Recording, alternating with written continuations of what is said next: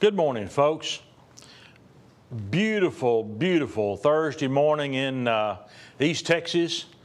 I think it's fair to say it's smoky on the West Coast and it's wet over close to the East Coast. Now, I could be a meteorologist, I guess, now. We're going to have something neat to talk about this morning in a macro view of fire, and then a micro looking at Satterwhite log homes specifically and log home construction and fires. I want to start with what we always start with, and that's the beliefs that we have here at Satterwhite. We at Satterwhite Log Homes are Christians. We're not ashamed of our faith. We kneel to God only and to no man. We love America. We stand proudly for our Pledge of Allegiance and our national anthem. We're proud of our flag, our military, our law enforcement, our first responders. We revere our founding fathers and our Constitution. We will fight to the death for our families, our country, and our God. I hope I make that plain enough, but that's exactly the way we feel here. This morning we're going to talk about the fires in the West, as well as how Satterwhite Log Homes handle fires, how log homes in general react to fires. Don't want to get too preachy with you, but I'm going to say something that I think goes to the center of the debates over how our western lands particularly are managed. An awful lot of the West is federal property, which means it belongs to all of us. And of course we have a lot of folks on the left coast that have some very strong beliefs that are very different from a lot of the rest of us. But what we're seeing in California, Oregon, Washington, these devastating fires are at least in part a consequence of worshiping the creation more than the creator. God gave us stewardship over His creations here on earth. We don't own it. We're stewards. We're supposed to leave it better than we found it. But we are not owned by the creation. And I think too many folks have got that kind of backwards and have turned into earth worshipers. And some of our more radical environmental movement has caused some of the conditions in the western United States that have made it very conducive for the fires that they are seeing out there right now. You know, how would I know something about that? Well, you know, after building our log homes and using dead standing timber for the last 46 years, hopefully a little bit of this stuff has kind of sunk into me. And I think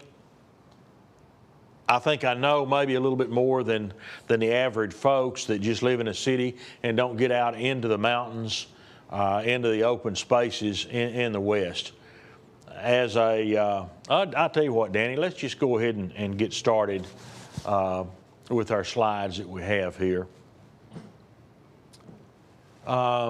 Living with Fire. This was a copy of a pamphlet that Danny had about, it's a guide for the homeowners about western fires. This is several years old, but everything still applies here. Over the last number of decades, we have tended to mismanage or not manage at all an awful lot of our western lands, particularly our forest.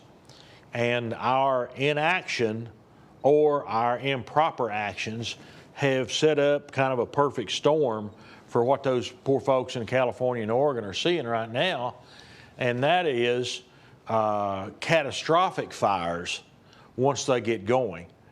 You know, the Indians were so much smarter than us white guys in so many different ways. And one of them was, they burned off the plains. They burned off an awful lot of the West almost every year. If you have smaller, less intensive, cooler fires clearing the floor of a forest or a grassland every once in a while, then that that takes away an awful lot of the fuel that otherwise would keep building, so that when a fire happens, it's catastrophic like we're seeing today. And this is what we're going to be talking about for the next few minutes. I might, this is horrible. I've seen scenes like this several times when I was in the Rockies. We've been logging up there for many, many years. And we have to go through different fire danger categories. We have fire restrictions that we have to go through in sequences. When we're working in the woods, every one of our timber sales, we're required to have a fire box that's marked and is unlocked. It has to have fire tools in it. Our crews have to be ready to fight fire if need be. All our equipment has to have spark arresters. We can't have, in some conditions, we can't have any campfires or fires where our logging activity is taking place at our landings. Have to be super, super careful. Also, with our timber sales, we have to be willing to have a fire response with our equipment, be it skidders or dozers or whatever, within so many miles of where we're actually harvesting timber. So anyway, we have to be at least willing to be involved should there be a forest fire anywhere near where we're working up there. We take that responsibility very seriously. We love the forest as much or more so than anybody. We respect it. Again, it's a creation that we're allowed to have stewardship over. I think it's kind of neat that Satterwhite's involved all the way from the standing timber all the way to building your house, and that stewardship is a big part of our involvement with log home construction, with the manufacturing, with the logging, with every step along the way. What we have seen for many, many years is an evolution of cycles of bark beetle epidemics that have occurred across the whole Intermountain West. When you have thousands or hundreds of thousands of dead trees, then you've got an awful lot of fuel, particularly in the limbs of those trees, and the debris falling to the ground. We're getting set up for catastrophic fires. That has happened. California, Oregon, when we're not active and proactive in our management of our forest, our grasslands, we can expect horrible things like are happening right now. It's over the decades, over the centuries, we've had more and more and more folks that have decided to live in the forest or adjacent to the forest. So with more and more people, we've taken more precautions to inhibit natural occurring fires, and thus have set up a really bad situation so that when we do have fires, they're like what they are seeing right now in California. Now, I know I'm a deplorable, and I don't subscribe to a lot of the science supposedly that we're being fed. I think it would be impossible for anybody to deny that there is climate change. But I'm one of those that doesn't believe that man is egotistical enough or powerful enough to affect what is naturally occurring with climate change to any great degree. You know, the ice ages, that was a flip side of the climate change that we seem to be seeing now, and these changes happen over years, decades, centuries, eons, and it's always been that way. You know, there's always been warming or cooling that takes place on the earth, and things change. That's part of life on earth. And well, I don't want to get too political about that, but at any rate, if we had done a better job in managing our western forest, we would see a lot less of what's happening right now in forest land all the way across the West. Well, I want to give you a specific.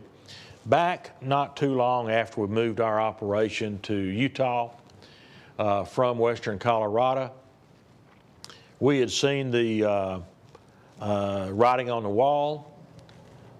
In Colorado, we were getting starved out of timber sales. They were becoming less frequent and smaller sales in Eagle County, Colorado. We had a dirty sawmill, which a lot of the Easterners that pretty much controlled Eagle County didn't like our being there, and with influence over the Forest Service, those influences and radical environmental influences caused the Forest Service to literally starve us out. Well, we moved to Utah to a more friendly environment, but then national policy started changing quickly, so that after we built a brand new plant in Utah in 1997, by the year 2000, 2001, the end of the Clinton years, the Forest Service had been basically taken over by folks whose prime reason for being a part of the Forest Service was to throw monkey wrenches in the timber programs that were part of the main purpose of having a Forest Service. Long story short, we were starved out in Utah also during those years. We went from 59 employees at our plant in Utah to 2 employees in a matter of less than 2 years. We had to start bringing cants or timbers to make into house logs all the way from British Columbia, because there wasn't timber available right there under our nose, even though there were hundreds of thousands of acres that were dying to spruce beetle epidemics at that very time. I get very passionate and charged up about this, so I better keep it as light as I can. We had public meetings where the public decried what was happening. We had local public support, but when things get handed down from Washington, from a top-down style of management, the voice of the little people on the bottom doesn't mean very much. At one of our, they were called a show me trip that Forest Service puts on when they're about to start a new program, or they're going to offer a particular timber sale on a mountainside. Quite often they'll offer a show me trip, which that's an opportunity for people to get in a government vehicle or follow in your pickup, and they'll take various steps and look at the timber on a hillside. And at that particular time, there were 2 main radical environmental groups in the state of Utah, and a young lady who was representing one of those radical groups was on one of these show me trips. And as we stopped and looked across the mountainside, and up there we could see dead spruce trees, she said, "How do you know they're dead?" Well, their needles have turned red and brown and are falling off. The bark is coming loose from the trees. Well, how do you know it's dead? It might green up next spring and be a good tree again.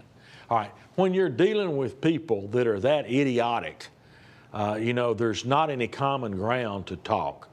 And we ran into that plenty during that time frame. Now, thank goodness, as a result of the catastrophic beetle epidemics that have hit the Intermountain West and have multiplied way beyond how they were in the 1990s,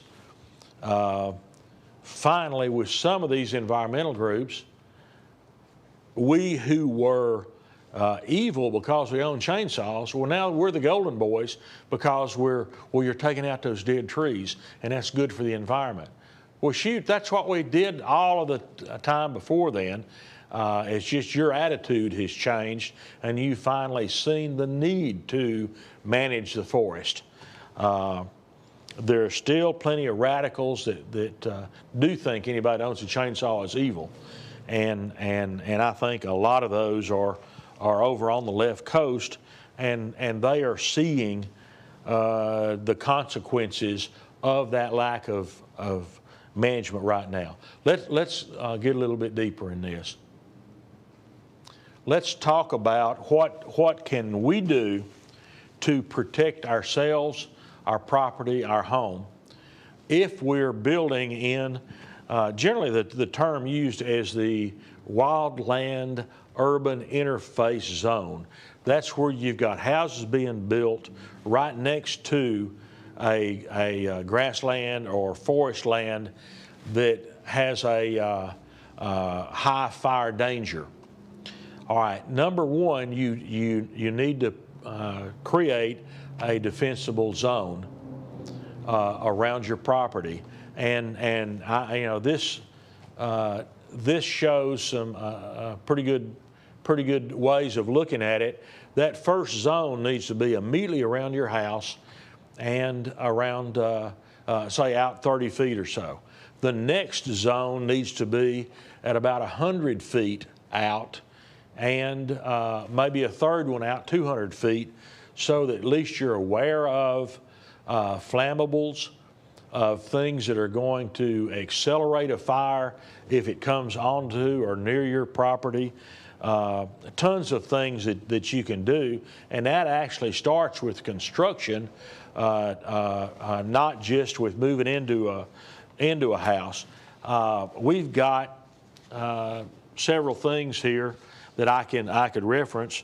This is the California Department of Forestry and Fire Protection, Office of the State Fire Marshal, Wildland Urban Interface Products List, approved products to be used in home construction. We've got guides for materials to be used and construction techniques used to make your house safer from a fire that starts outside the house, say a wildfire, where it's forest fire, or a range fire. And it tickles me when I'm reading here from code, and this is California. Exterior walls, and this is for building in areas with exterior wildfire exposure. Okay, so that wildland urban interface zone. Section 704A31 General. Exterior walls shall be approved non-combustible or ignition-resistant materials, heavy timber or log wall construction, or shall provide protection from the intrusion of flames and embers in accordance with standard SFM 127A1. The government folks realize that log construction is a fairly safe way of building, and the chances of having a fire are pretty minimal.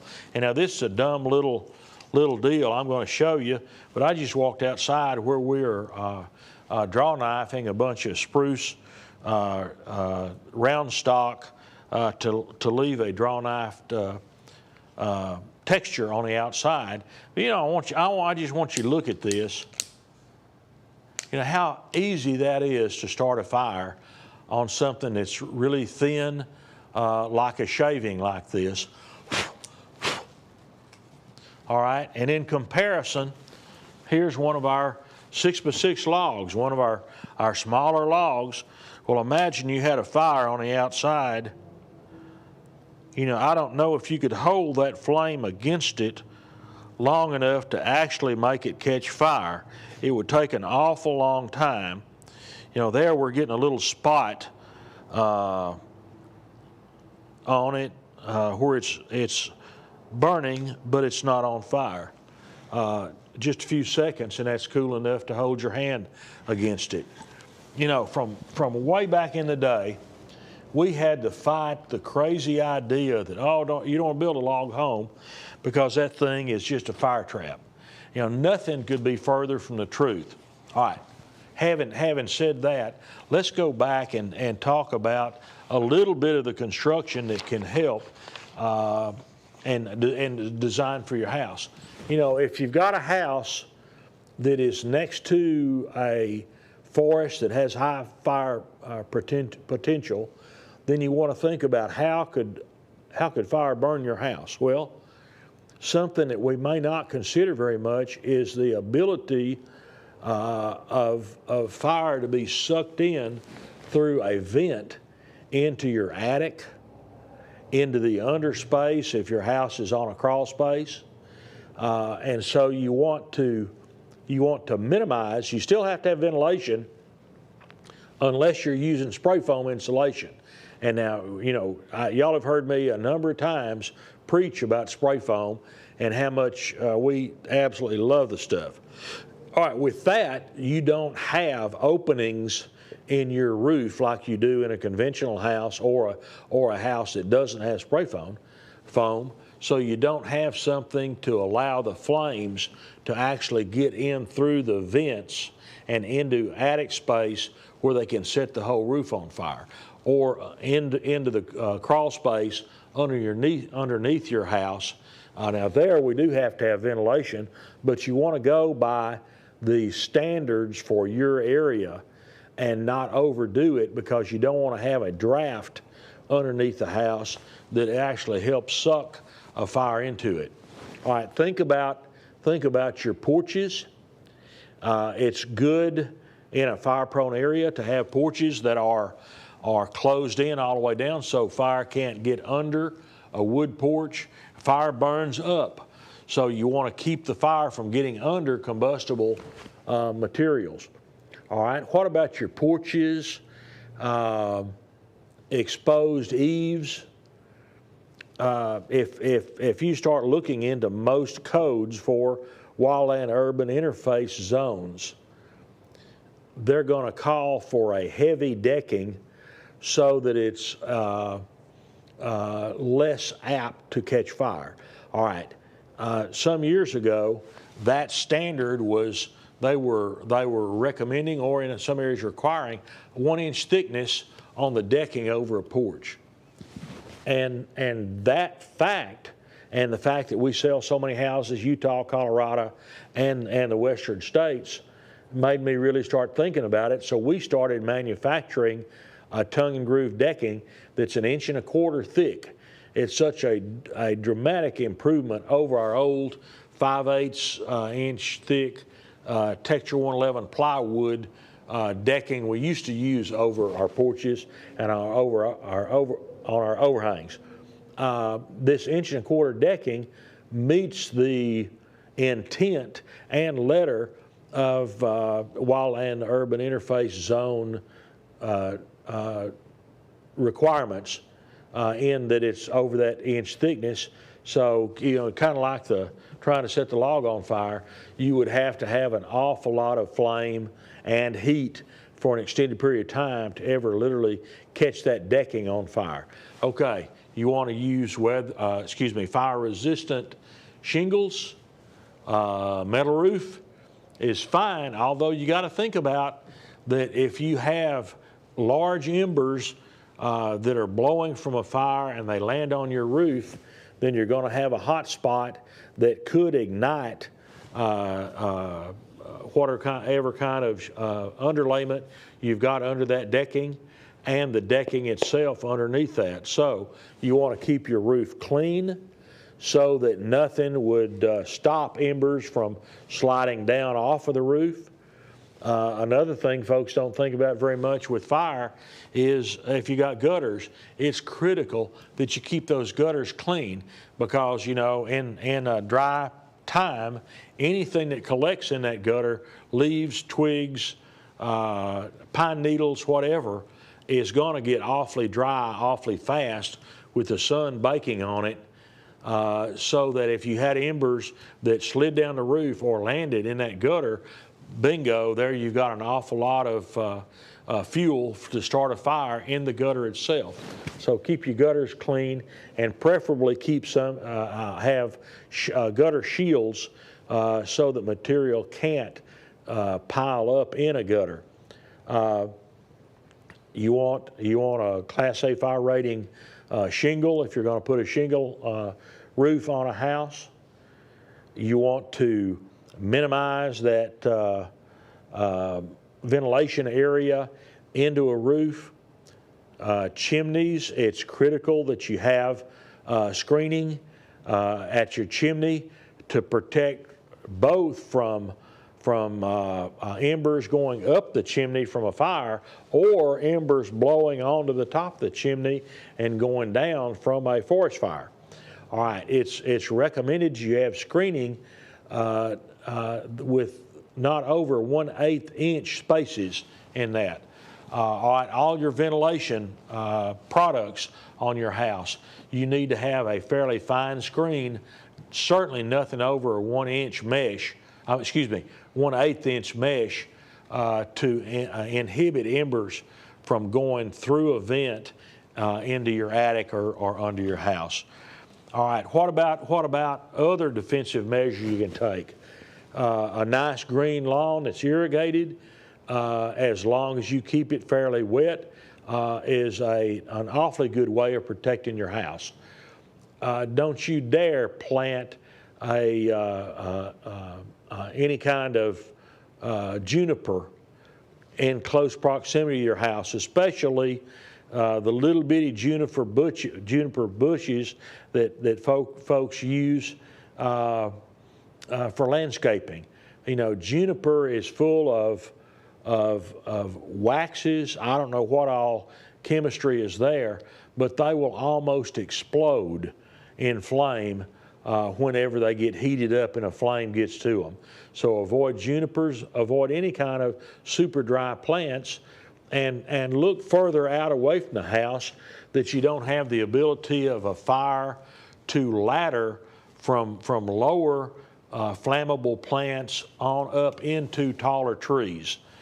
Keep a spacing between any tall trees you have on the property and shrubs, bushes, shorter plants.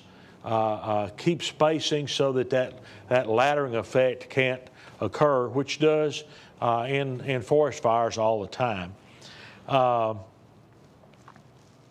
Let me see if I'm, Danny, or am I missing some things here? Am I covering it pretty good, do you think? Pretty good. We could look at the next slide. It shows after a home that's been properly prepared to survive. Oh, great. Yeah, let's do that. Here, okay, this is called a miracle house. This was in California. And what fire was this after, Danny? Do you remember? I'm not sure. It's in the... Okay, I can make this picture. I can grab that in just a second.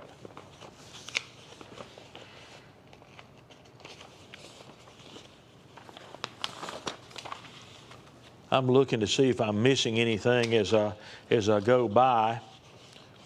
I don't know what I did with that particular picture. Doesn't matter. I can read the caption if you like. Yeah, read the caption. This home survived Northern California's 49er fire and has been referred to as the Miracle House. The title, however, is misleading. The reason this home survived was not due to a miracle. It survived because the homeowner was proactive and created a lean, clean, and green area. and had fire-resistant roof and provided good access. It was designed to survive. All right, look closely at this, this picture on the screen.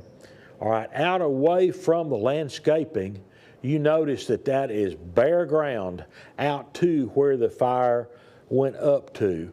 And that buffer did a fantastic job in protecting that property. Now, there's plenty of plants there. I'm not saying have bare ground all the way up to your house. Have a beautiful yard, but understand that succulents, grass that stays fairly wet is almost impossible to burn.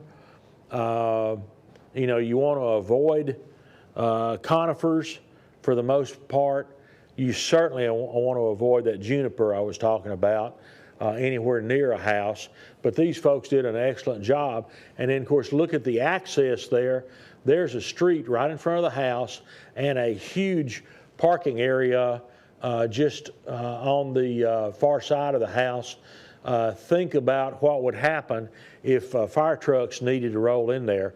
They'd have good access to that property, and it looks like they could probably drive all the way around it on that bare area. All right, it's critical that you have water available because you know, this fire may be so big that you can't count on the fire department to help you out, or you may be so remote that it's going to take a long time for them to help you. So it's critical that you got a good water source, a good pumping source, and don't you dare, you know, have a well or a water supply that'll provide you 20 gallons a minute or 25 gallons a minute or whatever, and then you got a 25-foot half-inch water hose is all you've got. Make sure that you got enough water hose ready to grab at a second's notice to reach out to that furthest part of your yard, that defensible space of at least 100 feet all the way around the house. I can't stress that enough.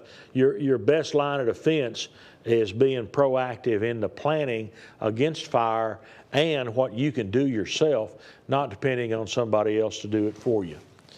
Let's go from that. What, Danny, you got anything else there, or have we covered that fairly well enough?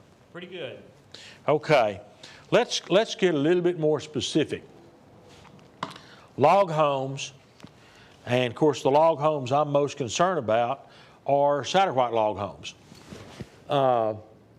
This is a house that had been burned northwest of Fort Worth, Texas, and I'm going to say this is probably now 12, 14 years ago, maybe longer than that. We went, took a bunch of pictures of it. I was asked by State Farm Insurance to meet not an adjuster, not an adjusting company, not an agent, but an area manager for State Farm at this particular property.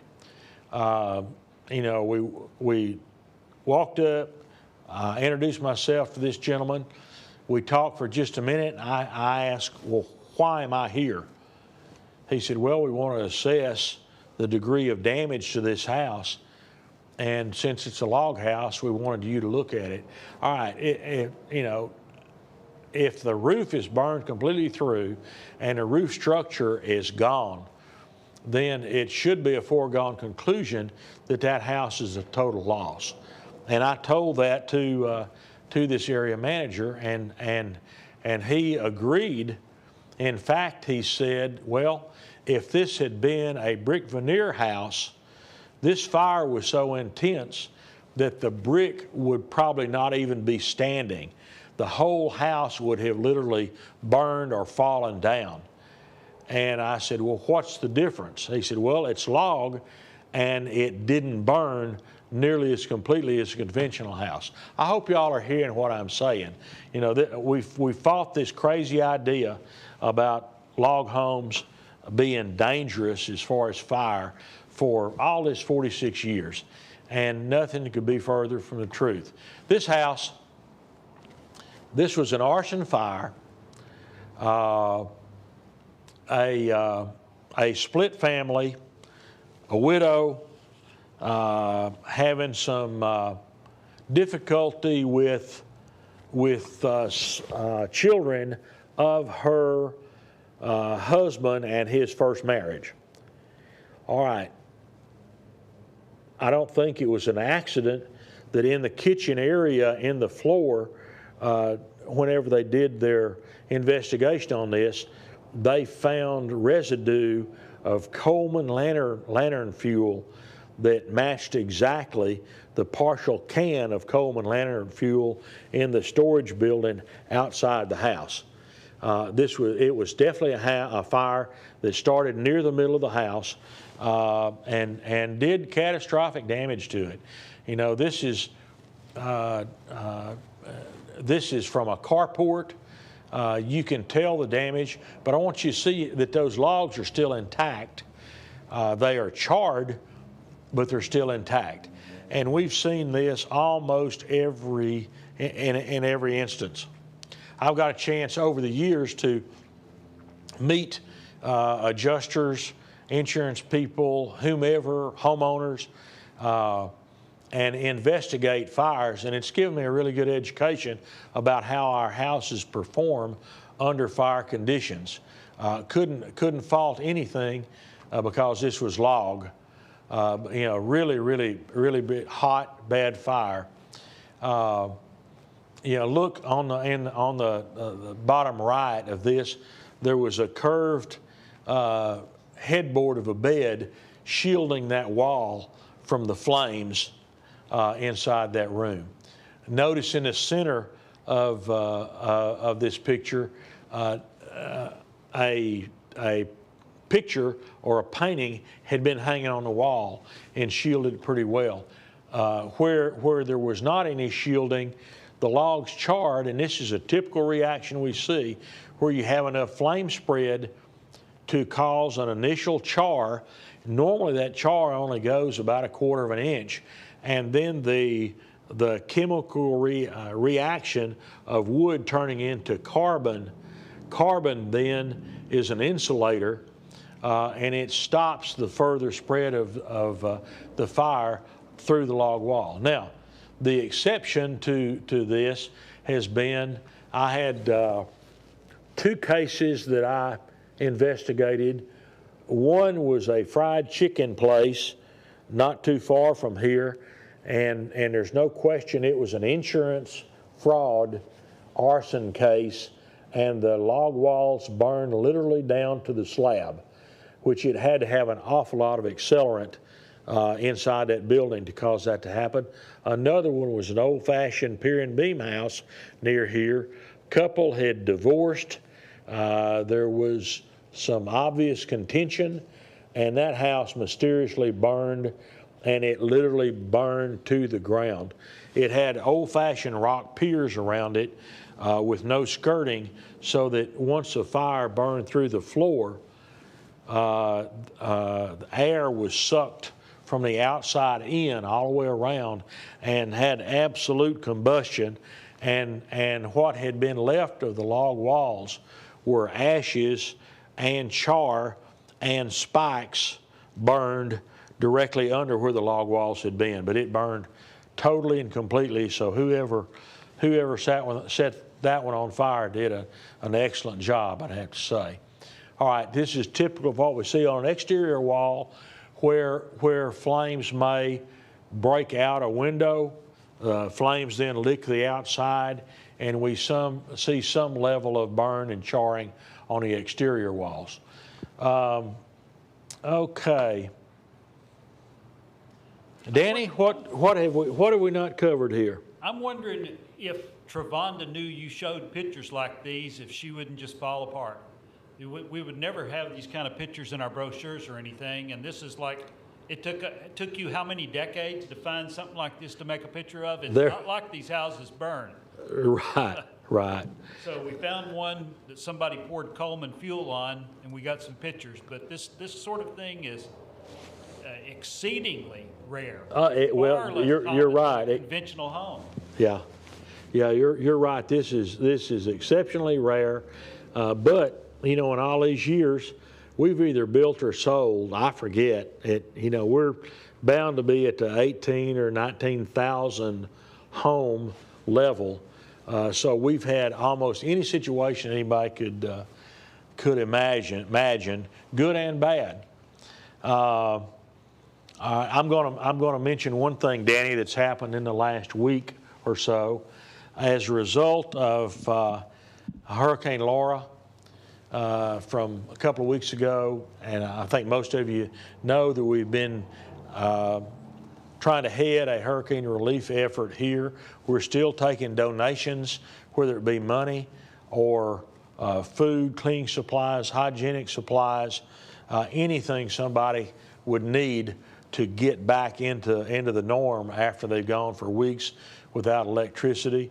A big deal is mosquito spray, because all of the area down South Louisiana is got plenty of mosquitoes, and folks are having to sleep with the windows open or outside in an awful lot of areas. So anything that you could send our way, we'll get it down to them as quickly as possible. But we've had several calls of our customers that had built our homes bragging on how well they performed under hurricane force winds and tens of inches of rain. And that, that's always gratifying to me, Danny, to hear those good stories about how proud people are of their log homes. And we've had several that were surprised that we cared enough to call and check on them, which we had the guys in sales reach out to all of their clients that they could easily do that and call and say, how did you do? Okay? Do you need help from Satterwhite anyway? Anyway, life goes on. We're still in the middle of this COVID mess, which I hope that right now our governor is maybe easing up on some of the restrictions. We're getting ready for an NRA banquet here in I guess 4 weeks from now, and I sure want it to be a good one. We need active support of the NRA these days, and I'm honored to be co-chairman of our local Friends of NRA banquet, trying to put a big show up and going to have some neat things to auction. This weekend, I got a fun deal. My son Nick is in. We got an equipment breakdown in the woods in Utah, so his equipment has to get fixed before we can do more logging. So he took the time to run home, spend a few days here, and so Nick and his two boys, Porter and Tate, have asked the old man to go with them down below Houston to El Campo to a teal hunt this weekend. So I'll be down there then. Then next week, we're going to be in North Georgia for the Blue Ridge Parade of Homes. If you're over in that part of the world or would like to see some beautiful homes, both conventional and very rustic and timber framed and log, well, come see us over there. And then on a real personal level, of course, y'all see me wearing overalls, probably way too much, but our Whitfield crew, they're up at our house. We're building a timber framed extension of our big gable porch on the back of the house for an outdoor living area that'll be overlooking, well, it'll actually be over the edge of our swimming pool. And I guarantee you I got some grandboys that are going to be diving off of that second floor. I hope that the water's deep enough where they land. It's going to happen. I can tell you it's going to happen. Nothing I can do other than put up some kind of netting to catch them to keep that from happening. All right. Thanks, folks. Have a good rest of your week and be careful.